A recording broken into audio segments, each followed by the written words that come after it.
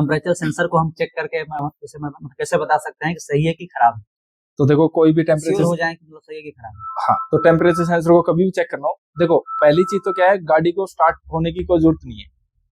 चाबी ऑन करो, सेंसर को पहले बाहर निकालो गाड़ी से, सेंसर को बाहर निकाल के उसके ऊपर आपने चेक करना है सबसे पहले कंटिन्यूटी नहीं आनी चाहिए किसी भी सेंसर, कंटिन्यूटी नहीं आई।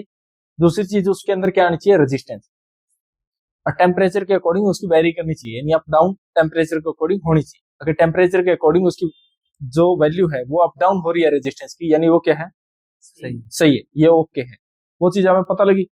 उसके बाद क्या करेंगे हम, उसके बाद हमने उसकी वायरिंग चेक करनी है, क्या उसकी वायरिंग ठीक है या खराब है।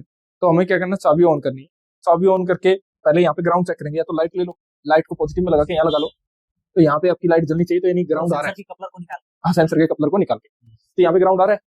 इसके बाद अपना यहाँ पे क्या है, सिग्नल, सिग्नल में कितनी वोल्ट आनी चाहिए, ओपनिंग में 5 आनी चाहिए, तो 5 वोल्ट आपकी आ रही है ओपन, ओपन में 5 वोल्ट आ रही है, तो लगाने के बाद 5 नहीं आनी चाहिए, ना 0 आनी चाहिए, बीच में आनी चाहिए, बीच में आई तो लगाने के बाद उसके पीछे क्या करो, बैक प्रोबिंग, टेस्टिंग को बोलते हैं बैक प्रोबिंग। मतलब इसको जब भी सेंसर को चेक करना हो, कोई भी सेंसर को, तो बैक प्रोबिंग करके ही चेक करो, यानी सॉकेट लगाया, उसके पीछे पिन लगाओ, पिन लगा के उसमें मल्टीमीटर लगा, तो उसमें आपकी वोल्टेज क्या मिली, 5 और 0 के बीच में। अब उस गाड़ी को स्टार्ट करो, स्टार्ट करके थोड़ा गर्म हो गई वो गाड़ी, तो उसके अकॉर्डिंग उसकी वैल्यू आनी चाहिए, कम ज्यादा हो रही है तो यानी वो ओके। इस तरीके से हमें उस सेंसर को चेक करना। अगर कम ज्यादा ना हो, यानी वो या तो 5 ही है, या आपने बाहर निकालने पे तो कम ज्यादा रेजिस्टेंस हो रही थी, तो लगने के बाद भी होनी चाहिए, नहीं हो रही, तो या तो आपकी रेजिस्टेंस है वो सही से नहीं लगी, मतलब जो सॉकेट है वो सही से नहीं लगा वो चीज, या उसके ऊपर जंग है, क्रोजन आ गया वो चीज।